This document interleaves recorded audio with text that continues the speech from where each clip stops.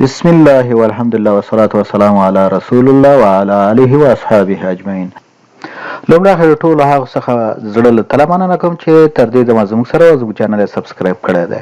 که مو زموږ چینل نه وي سبسکرایب کړی مهرباني وکړئ په سبسکرایب بټن باندې کلیک وکړئ د بیل آیکون کلیک کړئ تر څو تاسو د نوي ویډیوګانو د پورته کولو څخه باخبره اوسئ. که مو ویډیو خوښه شوه نو لایک یې کړئ. د نورو سره د شریکولو لپاره په شیر بټن باندې کلیک وکړئ چې ترڅو هغوی هم ترېنه ګټه پورته کړي. خپل نظر یا وړاندیز زموږ سره د کمنټ په برخه کې شریک کړئ ترڅو دا پروګرام لا پسې ښه شي. د امریکا په متحده ایالات کې د پوهې ازموینې پوښتنې ځوابونه راځو دریم درس په دې پروګرام کې د 500 څخه ډېرې پوښتنې او ځوابونه دي او په دې باندې به موږ کار کوو. راځو 21مه پوښتنه په هغه څلور لارو کې چې خپنیونې علامې یعنې ایلډ ساین موجود وي تاسو باید یوازې کیڼ اړخ موټرو ته خپنیولی شئ یعنې ایلډ وکئ او د لارې حق ورکړئ. ورو او خپنیولی شئ او د لارې حق نور ټرافیکو ته ورکړئ. یوازې ښي اړخ موټرو ته خپنیولی شئ او د لارې حق ورکړئ یعنې ایلډ وکئ ورته. سم ځواب دی ورو او خپنیولی شئ او د لارې حق نورو ټرافیکو ته ورکړئ.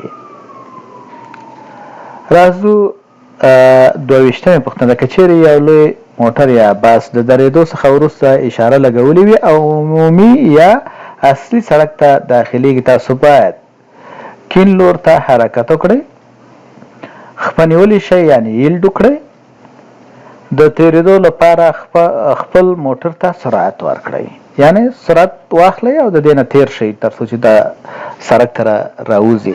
سم ځواب دی خپنیولی شئ یعنې ایلډ وکړئ یعنې د لارې حق هغې ته ورکړئ چې تر څو هغه اصلي سړک ته را داخل شي. 23مه پوښتنه یو ښه دفاعي موټر چلوونکی د موټر چلولو په وخت کې د نورو موټر چلوونکو اعمالو یا کړنو ته ګوري، هر وخت ورو یا په کم سرعت کې موټر چلوي، په دوامداره سرعت سفر کوي. سم ځواب دی د نورو موټرو چلوونکو اعمالو یا کړنو ته ګوري. راځو 24مه پوښتنې ته که چیرې تاسو د موټر د ټایر چاودلو سره مخامخ شئ تاسو باید په کلک ډول سره بریک ونیسئ، په بریک باندې ژر ژر خپه کیږدئ او پورته کړئ، په تدریجي او مکرر ډول په بریک باندې خپه کیږدئ تر څو ورو شئ. سم ځواب دی په تدریجي او مکرر ډول سره په بریک باندې خپه کیږدئ تر څو ورو شي یعنې ستاسو د موټر سرعت راکم شي او سرعت د موټر هم ورو شي. 25مه پوښتنه که دوه موټر چلوونکي په یو وخت کې څلور لارې ته راورسیږي چې د درېدو علامو یعنې سټاپ ساین په مرسته کنټرولېږي، یو موټر چلوونکی ممکن پرته له ځنډه موټر چلولو ته دوام ورکړي. ښي لور کې موټر د لارې حق لري، کیڼ اړخ یا لوري موټر د لارې حق لري.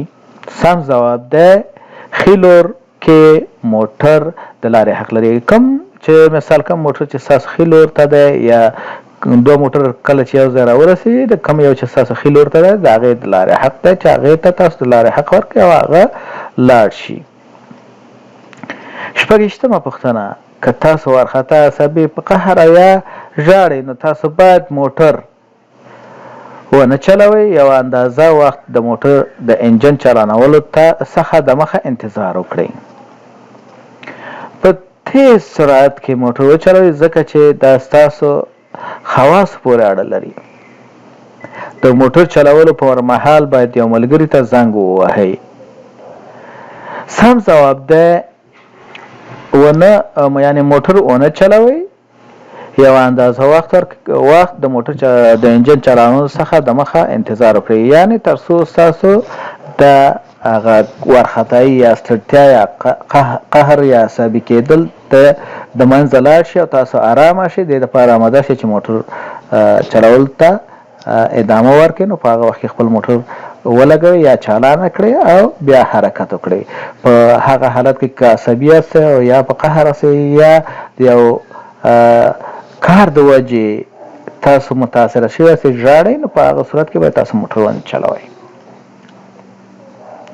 هر کله چې تاسو د یو تعرضي یا متجاوز یا اګریسیو ډرایور سره مخ کیږئ، تاسو باید غچ اخیستلو لپاره د هغې پسې نږدې د موټر وچلوئ، د سترګو په سترګو کېدو څخه مخنیوی وکړئ، ورو شئ او هغې ته اجازه ورکړئ چې ځي. د هغوی مخ ته راشئ چې ورو شي یا سرعت راکم کړي. سم ځواب دی سترګو په سترګو کېدو څخه مخنیوی وکړئ، ورو شئ او هغې ته اجازه ورکړئ چې ځي.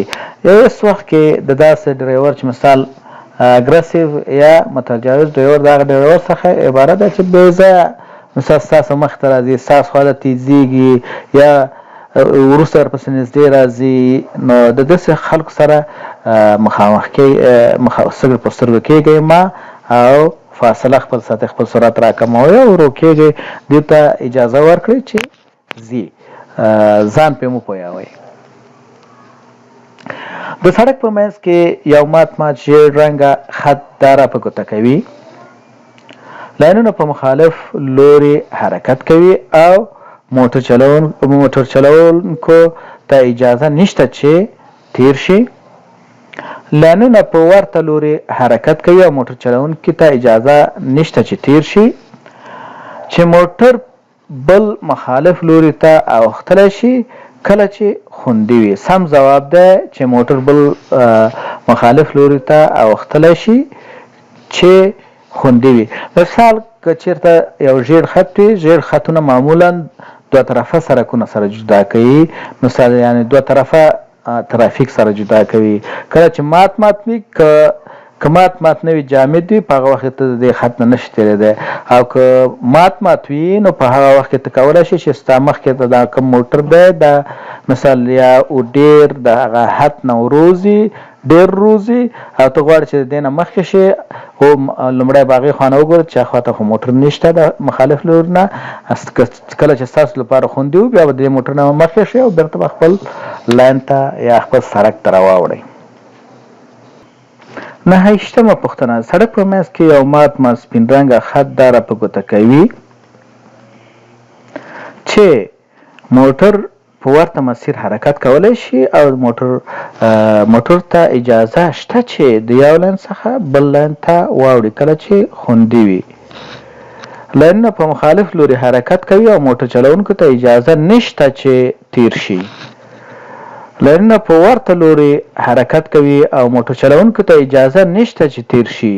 سم ځواب دی چې موټر په ورته مسیر حرکت کولی شي او موټر چلوونکو ته اجازه شته چې د یو لاین څخه بل لاین ته واوړي کله چې خوندي وي. 10مه پوښتنه: سړک په منځ باندې جامده ژیړ رنګه خط دا را په ګوته کوي. لاینونه په مخالف لوري حرکت کوي او موټر چلوونکی اجازه لري چې تیر شي کله چې دا خوندي وي، یعنې د دې لپاره خوندي وي. چې موټر په ورته مسیر باندې حرکت کولی شي خو د اوښتلو اجازه نشته. لاینونه په مخالف لوري حرکت کوي او د موټر چلوونکو ته اجازه نشته چې تیر شي. سم ځواب دی لاینونه په مخالف لوري باندې حرکت کوي او موټر چلوونکو ته اجازه نشته چې تیر شي. ستاسو څخه زړه له تله مننه کوم چې تر دې دمه زما سره وئ.